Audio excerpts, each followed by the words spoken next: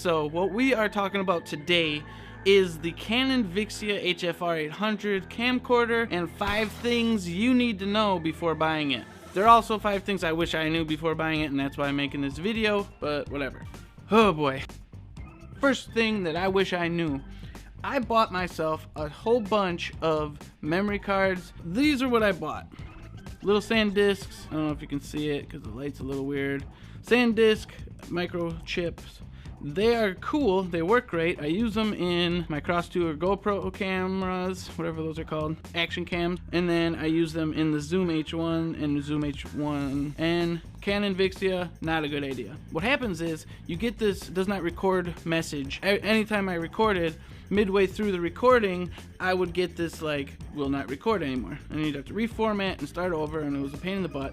So I ended up getting these, which is the SanDisk Extreme. It's a SDHC card. They run SDHC and SDXC in the camera, and these are what you actually want to get. You will not run into that error message using the chip. So first tip, get yourself better memory card. Okay, so tip number 2.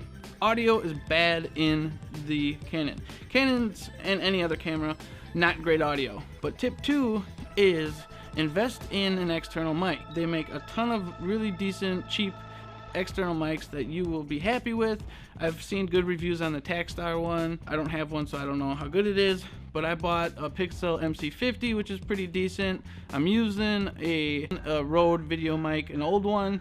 It seems pretty good. I also own this guy, which is the Video Micro. So tip number 2 was get yourself an external mic. So tip 3 goes along with this microphone in particular. I bought this microphone thinking my audio was going to take a step up.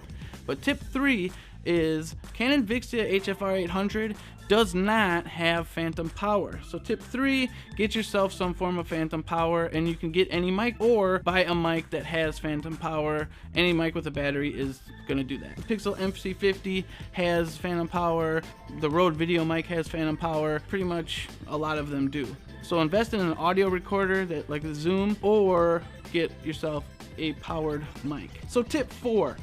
The Canon Vixia HFR 800 does not have a cold shoe, which means you cannot attach the microphones with this cold shoe on the bottom.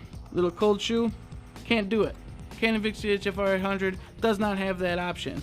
You have to get creative. So what I have done is I bought this little L bracket. It's got 3 mounts on it. I'll link it up in the description. So this is my setup. I have my Zoom on here. I have the Video Micro, which is a great little portable mic. It's not very big, as you can see. And then you can set your camera on here. Or I have another video where I actually used GoPro mounts and mounted it right onto the camera with, it's like a double-sided tape. You can do anything, but tip 4 doesn't have a cold shoe, so you have to get creative. So the 5th and final thing that I wish I knew about the Canon Vixia HFR 800 is that it does not shoot vlog well. It doesn't vlog well. Vlogging is hard. Unless you have like something that you can stick your arm way out, Canon Vixia is gonna have too close of a shot. So you're gonna have to buy yourself a lens that is compatible with it. Vivitar makes a lens like that. It's a wide angle HD whatever lens that works great. I used it. I use the Bauer now. I did a video, you can check that out. So you need an external lens to get this like little wider shot. Otherwise you're like up here and you're up here. This is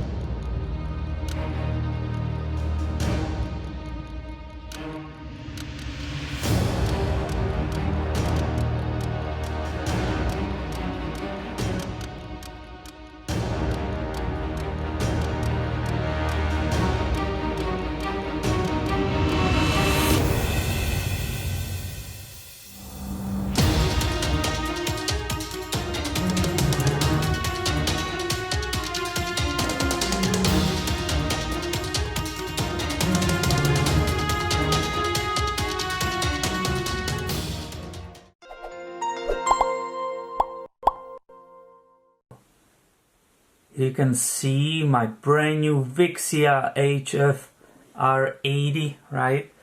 An incredibly affordable camcorder from Canon, and basically it's unused. It was never set up yet, and it was being charged, and I wanna share something with you about it. This little camcorder is extremely affordable, therefore the manufacturer skipped on a few things, right? And one of them is supplying the charger.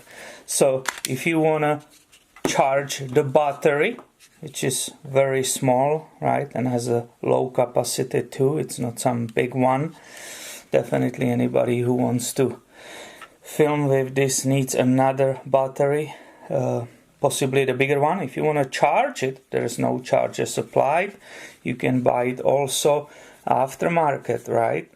Now, in order to charge the battery, you have to enter it into the camcorder, right, which is interesting.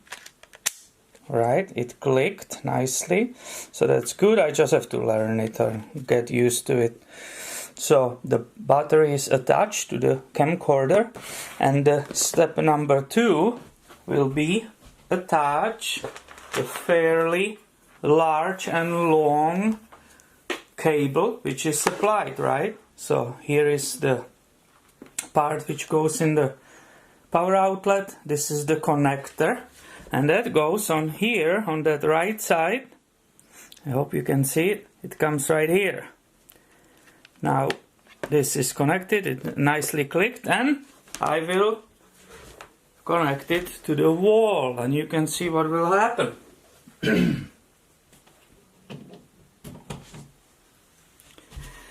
And this red light goes on. That's how it's supposed to work. And when it's fully charged, it goes off.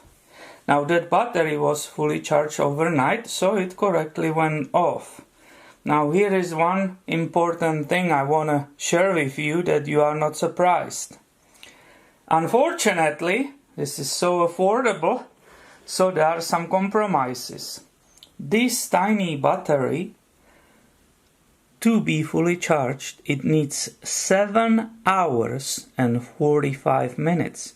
So you definitely have to make sure before you want to go and use it that you put that battery on charge overnight, because that takes way too long, right? In this setup without the external charger, it's charging very long, and I wanted to share this with you. When you are buying this camcorder, maybe you buy immediately additional battery with the extra charger.